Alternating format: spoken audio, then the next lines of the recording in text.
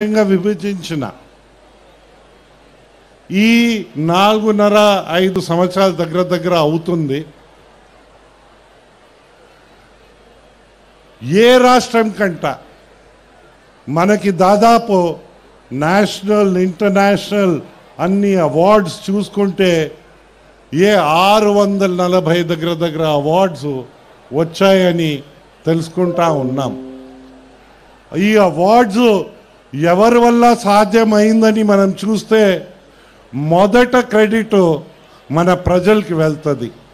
ప్రజలందరూ సహకరించారు, త్యాగం చేశారు.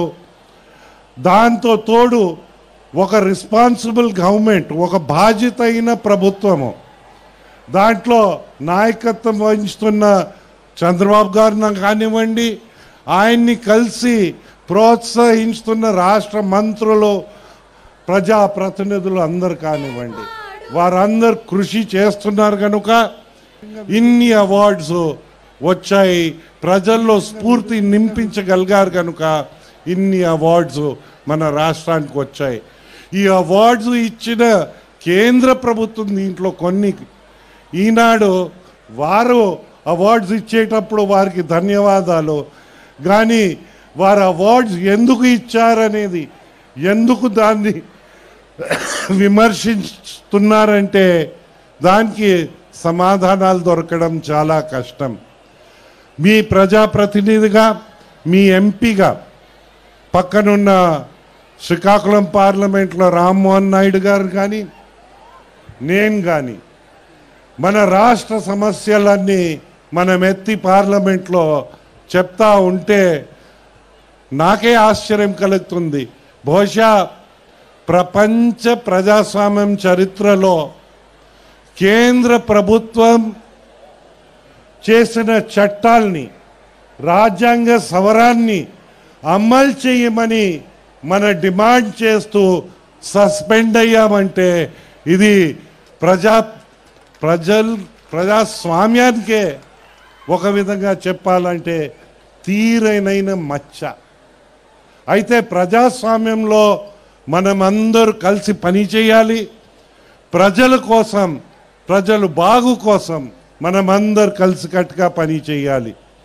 కేంద్ర ప్రభుత్వం కానివ్వండి, రాష్ట్ర ప్రభుత్వం కానివ్వండి, స్థానిక సంస్థలు కానివ్వండి, అందరు కలిసి జిల్లా యంత్రాంగాలతో పాటు కష్టపడాలి.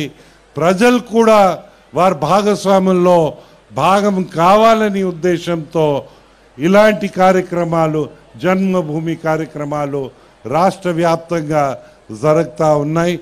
దీన్ని సద్వినియోగం చేయండి అని అందరికీ విజ్ఞప్తి చేస్తూ, అయితే మన అభివృద్ధి కావాలంటే, మన సంక్షేమ కావాలంటే మనకి తెలుగుదేశం ప్రభుత్వము లేకపోతే అయ్యేది కాదు. ఒక జోక్ అలా తయారవుతుందని విషయము మీకు మనవి చేస్తూ ఉన్నాను. మీరందరూ విన్నారు కోడి కత్తి కథ. ఇప్పుడు కోడి కత్తి కథ ఇంకొక మలుపు తీసుకుంది. ఇవాళ పత్రికలు చూస్తే ఏదో భారతదేశం ఏవియేషన్కే ప్రమాదమని ఆ కోడి కత్తుల కథ సృష్టించే పెద్దలు కోర్టుకు వెళ్ళడం, ఆ కేంద్ర ప్రభుత్వము ప్రపంచమంతా చూస్తే ఏవియేషన్ భారతదేశంలో మొదటి స్థానంలో ఉంది. దాంట్లో అన్ని రాష్ట్రాల కంటే ఎక్కువ గ్రోత్స్ చూస్తే ఆంధ్రప్రదేశ్ రాష్ట్రంలో ఉంది. ఇవన్నీ సాధ్యమైందంటే తెలుగుదేశం పార్టీ ఫెడరల్ వ్యవస్థ కోసం చేస్తున్న కృషిని అక్కడ తీసుకురాగలిగాము, అది సృష్టించగలిగాం. అయినా ఏవియేషన్ కూడా తగ్గాలని పెద్దలు రావడము గమ్మత్తుకైన విషయము అని మనవి చేస్తూ ఉన్నాను. అసలు అభివృద్ధి సంక్షేమంగా వెనక ఉంచిన వాళ్ళు, మీకు ఒక ఉదాహరణనే చెప్తాను, ఎందైతే ఎక్కువ చెప్పక్కర్లేదు. మన తెలుగుదేశం పార్టీ అధికారంలో ఉన్న రోజుల్లో నారా చంద్రబాబు నాయుడు గారు తోటపల్లి రెగ్యులేటర్కి శంకుస్థాపనం చేసి పనులు ప్రారంభించారు. 10 సంవత్సరాల అధికారంలో ఉండి తోటపల్లిని వెనక్కి చేసి నెట్టేసి తోసేస్తే మళ్ళీ చంద్రబాబు నాయుడు గారు రావడం అధికారంలో పూర్తవ్వడము, మన విజయనగరం శ్రీకాకుళం జిల్లాల్లో కొన్ని భాగాలకి సేద్యపు నీళ్ళు అందడము మాకందరికీ చాలా ఆనందకరమైన విషయం. మనం అనుకుంటున్నాము ఆంధ్రప్రదేశ్ సుజల స్రవంతి రావాలని, ఆంధ్రప్రదేశ్ ఆయన చెప్పిన మాటల్లోనే కరువు రహిత రాష్ట్రంగా తీర్చిదిద్దాలని.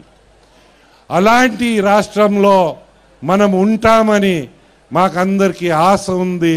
మీరందరూ ఆ ఆశని తీర్చుతారని ఆకాంక్షిస్తూ మీరందరూ నారా చంద్రబాబు నాయుడు గారికి పూర్తి బలం ఇచ్చి పనిచేసే యంత్రాంగాన్ని ప్రోత్సహించి మోటివేట్ చేసి మనమందరు కలిసికట్టుగా భావితరాలకి ఒక మంచి రాష్ట్రాన్ని విడిచిపెడదామని మీకు అందరికీ మనవి చేస్తూ అందరికీ నమస్కరిస్తూ సెలవు తీసుకుంటున్నాను. జై జన్మభూమి, జై హింద్.